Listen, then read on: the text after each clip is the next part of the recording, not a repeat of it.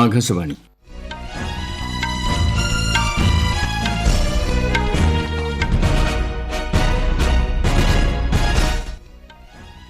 നമസ്കാരം. വാർത്തകൾ വായിക്കുന്നത് തുളസിദാസ് പരമേശ്വരൻ. പ്രധാന വാർത്തകൾ. ഇന്ത്യ തദ്ദേശീയമായി വികസിപ്പിച്ച കോവാക്സിന് അനുമതി നൽകാൻ വിദഗ്ധ സമിതി ശുപാർശ. ഡ്രഗ്സ് കൺട്രോൾ ജനറലിന്റെ അന്തിമാനുമതി പ്രഖ്യാപനം ഇന്ന്. കോവിഡ് വാക്സിനെതിരായ അഭ്യൂഹങ്ങളിൽ വിശ്വസിക്കരുതെന്ന് കേന്ദ്ര ആരോഗ്യമന്ത്രി. വാക്സിൻ ആദ്യഘട്ടത്തിലെത്തുക 3 കോടി ജനതയിലേക്ക്. കേരളത്തിൽ കോവിഡ് മുക്തരായവരുടെ എണ്ണം 7 ലക്ഷം കടന്നു. നിലവിൽ ചികിത്സയിലുള്ളത് 65,374 പേർ. ദേശീയ മെട്രോളജി കോൺക്ലേവ് പ്രധാനമന്ത്രി നരേന്ദ്രമോദി നാളെ ഉദ്ഘാടനം ചെയ്യും. ISL ഫുട്ബോളിൽ കേരള ബ്ലാസ്റ്റേഴ്സിനെതിരെ മുംബൈ സിറ്റിക്ക് 2 ഗോൾ ജയം. ഇന്ന് ഈസ്റ്റ് ബംഗാൾ ഒഡീഷയെയും ATK ബഗാൻ നോർത്ത് ഈസ്റ്റിനെയും നേരിടും. വാർത്തകൾ വിശദമായി. ഇന്ത്യ തദ്ദേശീയമായി വികസിപ്പിച്ച കോവിഡ് പ്രതിരോധ വാക്സിനായ കോവാക്സിന് അനുമതി നൽകാൻ വിദഗ്ധ സമിതി ശുപാർശ ചെയ്തു. വാക്സിന്റെ നിയന്ത്രിത ഉപയോഗത്തിനുള്ള ശുപാർശയാണ് നൽകിയത്. ഓക്സ്ഫോർഡ് സർവകലാശാല വികസിപ്പിച്ച് പൂനെ സിറം ഇൻസ്റ്റിറ്റ്യൂട്ട് നിർമ്മിക്കുന്ന കോവിഷീൽഡിന് അനുമതി നൽകാൻ സമിതി വെള്ളിയാഴ്ച ശുപാർശ നൽകിയിരുന്നു. ഇതോടെ ഇന്ത്യയിൽ 2 കോവിഡ് വാക്സിനുകൾ കുത്തിവയ്പ്പിന് സജ്ജമായി. ഇവ രണ്ടിനും ഡ്രഗ്സ് കൺട്രോൾ ജനറലിന്റെ അന്തിമാനുമതി പ്രഖ്യാപനം ഇന്ന് രാവിലെ 11 മണിയോടെ ഉണ്ടായേക്കുമെന്നാണ് പ്രതീക്ഷിക്കുന്നത്. കൊറോണ വൈറസ് വാക്സിനുകളുടെ സുരക്ഷയും ഫലപ്രാപ്തിയും സംബന്ധിച്ച തെറ്റായ പ്രചാരണങ്ങളിൽ വിശ്വസിക്കരുതെന്ന് കേന്ദ്ര ആരോഗ്യമന്ത്രി ഡോക്ടർ ഹർഷവർദ്ധൻ. വാക്സിന്റെ എല്ലാ വശങ്ങളും പരിശോധിച്ച് ഉറപ്പുവരുത്തിയതിനു ശേഷമേ സർക്കാർ വാക്സിന് അംഗീകാരം നൽകൂവെന്നും മന്ത്രി പറഞ്ഞു. മുൻഗണനാ വിഭാഗത്തിലുള്ളവർക്ക് ആദ്യഘട്ടത്തിൽ വാക്സിൻ സൌജന്യമായി നൽകും. 1 കോടി ആരോഗ്യ പ്രവർത്തകർക്കും 2 കോടിയോളം വരുന്ന കോവിഡ് മുന്നണി പോരാളികൾക്കുമാണ് ആദ്യഘട്ടത്തിൽ വാക്സിൻ നൽകുക. കോവിഡ് മഹാമാരിക്കെതിരായ യുദ്ധത്തിൽ ഇന്ത്യ നിർണായക ഘട്ടത്തിൽ. കഴിഞ്ഞ ഏതാനും മാസങ്ങളിലായി കോവിഡ് വാക്സിൻ വിതരണത്തിന്റെ തയ്യാറെടുപ്പുകളുമായി കേന്ദ്ര ആരോഗ്യ മന്ത്രാലയം സജീവമാണ്. സംസ്ഥാനങ്ങൾ, കേന്ദ്രഭരണ പ്രദേശങ്ങൾ തുടങ്ങിയവയുമായി സഹകരിച്ച് കോവിഡ് വാക്സിൻ ജനങ്ങളിലെത്തിക്കുവാനുള്ള തയ്യാറെടുപ്പിലാണ് കേന്ദ്രം. ഒരു റിപ്പോർട്ട്. കോവിഡ് പ്രതിരോധ കുത്തിവയ്പ്പിന്റെ ഭാഗമായി രാജ്യത്തുടനീളം ഇന്നലെ നടത്തിയ ഡ്രൈ റൺ വിജയകരമായിരുന്നു. 125 ജില്ലകളിൽ നിന്നായി 259 കേന്ദ്രങ്ങളിലാണ് ഡ്രൈ റൺ സംഘടിപ്പിച്ചത്.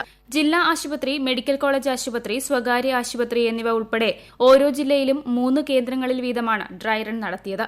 ഡ്രൈ റണ്ണിനോടനുബന്ധിച്ച് എല്ലാ സംസ്ഥാനങ്ങളിലെയും ജില്ലകളിലെയും ഉദ്യോഗസ്ഥർക്ക് പരിശീലന പരിപാടി സംഘടിപ്പിച്ചിരുന്നു. വാക്സിനേഷൻ ഡ്രൈവിന് വേണ്ടിയുള്ള കോവിൻ ആപ്ലിക്കേഷൻ, കോവിഡ് വാക്സിൻ സൂക്ഷിക്കുന്നതിനുള്ള ശീതീകരണ സംവിധാനം എന്നിവയുടെ കാര്യക്ഷമത വിലയിരുത്തുകയായിരുന്നു ഡ്രൈ റണ്ണിന്റെ ലക്ഷ്യം. സംസ്ഥാനം, ജില്ലാ, ബ്ലോക്ക്, ആശുപത്രി തല ജീവനക്കാർക്ക് കോവിഡ് പ്രതിരോധ കുത്തിവയ്പ് സംബന്ധിച്ച പരിശീലനം കൂടി ലക്ഷ്യമിട്ടായിരുന്നു ഡ്രൈ റൺ സംഘടിപ്പിച്ചത്. ഡ്രൈ റൺ കുത്തിവയ്പ്പിനെ തുടർന്ന് എന്തെങ്കിലും പ്രശ്നങ്ങൾ ഉണ്ടായാൽ നേരിടാൻ വേണ്ട സജ്ജീകരണങ്ങളും കേന്ദ്രങ്ങളിൽ പരിശോധിച്ചു. ജില്ലാ കളക്ടർമാർ ഡ്രൈ റണ്ണിന് നേതൃത്വം നൽകി. ഡ്രൈ റൺ ദിവസമുണ്ടായ വെല്ലുവിളികളെ സംബന്ധിച്ച ചർച്ചയും സംഘടിപ്പിച്ചു. സംസ്ഥാനങ്ങളും കേന്ദ്രഭരണ പ്രദേശങ്ങളും ഡ്രൈ റണ്ണിൽ സംതൃപ്തി അറിയിച്ചു. News desk, Akashvani. കോവിഡ് പ്രതിരോധ കുത്തിവയ്പ്പിന് മുന്നോടിയായി നടപടിക്രമങ്ങൾ പരീക്ഷിക്കുന്ന ട്രൈ റൺ ഇന്നലെ കേരളത്തിൽ വിജയകരമായി പൂർത്തിയാക്കി.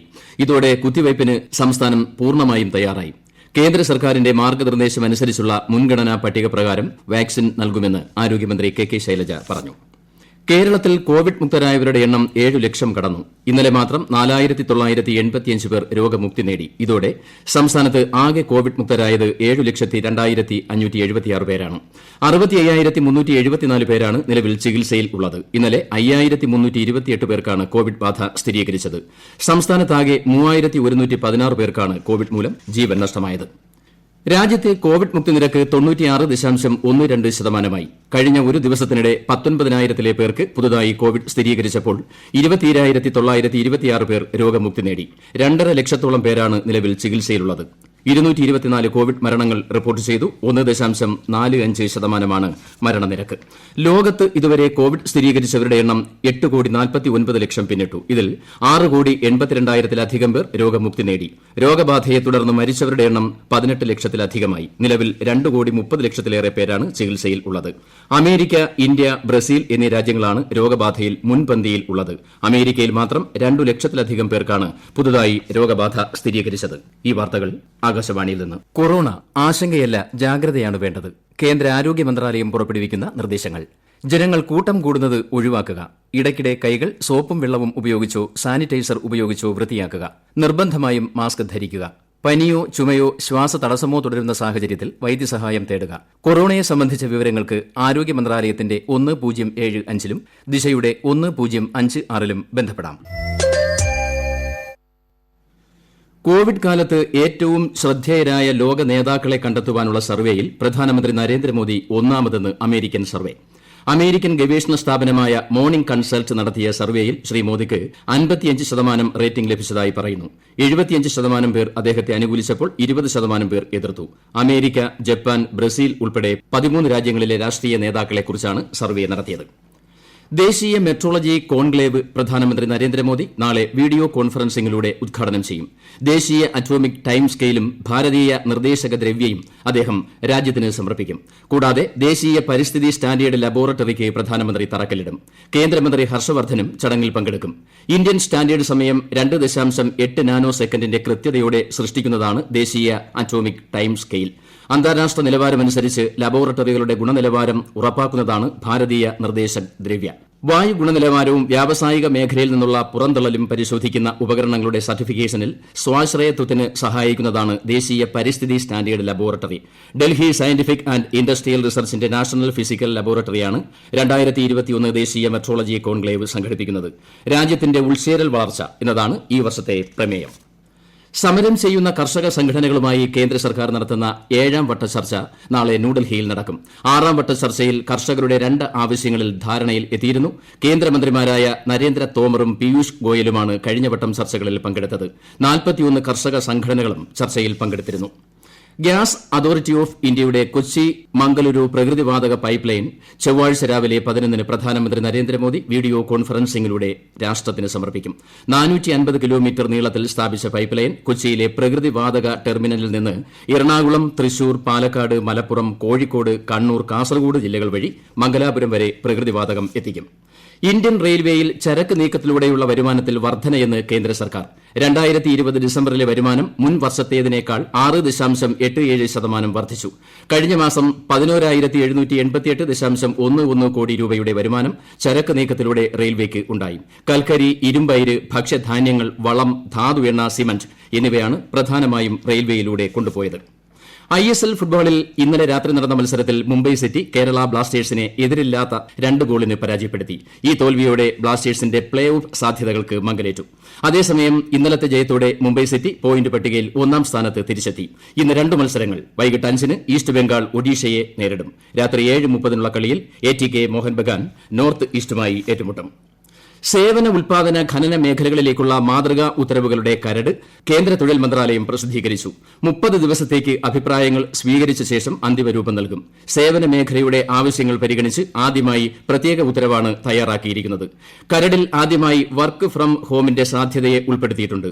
തൊഴിലുടമകൾ തൊഴിലാളികൾക്ക് വിവരം കൈമാറുന്നതിനും സാങ്കേതിക വിദ്യ പ്രയോജനപ്പെടുത്തുന്നതിനും കരടുത്തരവ് പ്രോത്സാഹനം നൽകുന്നു. കൈറ്റ് വിക്ടേഴ്സിലൂടെ സംപ്രേഷണം ചെയ്തുവരുന്ന ഫസ്റ്റ് ബെൽ ഡിജിറ്റൽ ക്ലാസുകളുടെ 1ാം ക്ലാസ് മുതലുള്ള സംപ്രേഷണം നാളെ പുനരാരംഭിക്കും. 10ാം തരത്തിലെ കുട്ടികൾക്കുള്ള ക്ലാസ് വൈകുന്നേരം 5:30 മുതൽ 7 മണിവരെ ആയിരിക്കും. ഇതിന്റെ പുനഃസംപ്രേഷണം പിറ്റേ ദിവസം രാവിലെ 6:30 മുതൽ 8 മണിവരെ അതേ ക്രമത്തിൽ നടത്തും. +2 ക്ലാസുകൾ രാവിലെ 8 മുതൽ 11 മണിവരെയും വൈകുന്നേരം 3 മണി മുതൽ 5:30 വരെയും ആയിരിക്കും. അവശേഷിക്കുന്ന ഭാഗങ്ങളും കുട്ടികൾക്ക് ബുദ്ധിമുട്ടില്ലാത്ത വിധം സംപ്രേഷണം ചെയ്യും. കോവിഡ്-19 തുടർന്ന് കഴിഞ്ഞ വർഷം മാർച്ച് 13 അടച്ചിട്ട ഡൽഹിയിലെ രാഷ്ട്രപതി ഭവൻ മ്യൂസിയം മറ്റന്നാൾ മുതൽ പൊതുജനങ്ങൾക്കായി തുറന്നു നൽകും. പൊതുജനങ്ങൾക്ക് ഓൺലൈനായി സന്ദർശന സമയം ബുക്ക് ചെയ്യാം. കവി നിലമ്പേരൂർ മധുസൂദനൻ നായർ അന്തരിച്ചു. വാർദ്ധക്യ സഹജമായ അസുഖത്തെ തുടർന്ന് ഇന്നലെ വൈകിട്ട് തിരുവനന്തപുരത്ത് സ്വകാര്യ ആശുപത്രിയിലായിരുന്നു അന്ത്യം. പ്രധാന വാർത്തകൾ വീണ്ടും. ഇന്ത്യ തദ്ദേശീയമായി വികസിപ്പിച്ച കോവാക്സിന് അനുമതി നൽകാൻ വിദഗ്ധ സമിതി ശുപാർശ. ഡ്രഗ്സ് കൺട്രോൾ ജനറലിന്റെ അന്തിമ അനുമതി പ്രഖ്യാപനം ഇന്ന്. കോവിഡ് വാക്സിനെതിരായ അഭ്യൂഹങ്ങളിൽ വിശ്വസിക്കരുതെന്ന് കേന്ദ്ര ആരോഗ്യമന്ത്രി. വാക്സിൻ ആദ്യഘട്ടത്തിലെത്തുക 3 കോടി ജനതയിലേക്ക്. കേരളത്തിൽ കോവിഡ് മുക്തരായവരുടെ എണ്ണം 7 ലക്ഷം കടന്നു. നിലവിൽ ചികിത്സയിലുള്ളത് 65,374 പേർ. ദേശീയ മെട്രോളജി കോൺക്ലേവ് പ്രധാനമന്ത്രി നരേന്ദ്രമോദി നാളെ ഉദ്ഘാടനം ചെയ്യും. ISL ഫുട്ബോളിൽ കേരള ബ്ലാസ്റ്റേഴ്സിനെതിരെ മുംബൈ സിറ്റിക്ക് 2 ഗോൾ ജയം. ഇന്ന് ഈസ്റ്റ് ബംഗാൾ ഒഡീഷയെയും ATK ബഗാൻ നോർത്ത് ഈസ്റ്റിനെയും നേരിടും. വാർത്തകൾ കഴിഞ്ഞു. ആകാശവാണി വാർത്തകളും വാർത്താധിഷ്ഠിത പരിപാടികളും All India Radio News Thiruvananthapuram എന്ന യൂട്യൂബ് ചാനലിൽ ലഭ്യമാണ്. കൂടുതൽ വാർത്തകൾക്കായി @All India Radio News Thiruvananthapuram എന്ന ഫേസ്ബുക്ക് പേജും @ARnews_TVM എന്ന ട്വിറ്റർ ഹാൻഡിലും സന്ദർശിക്കാം. അടുത്ത വാർത്താ പ്രക്ഷേപണം 10:15-ന്.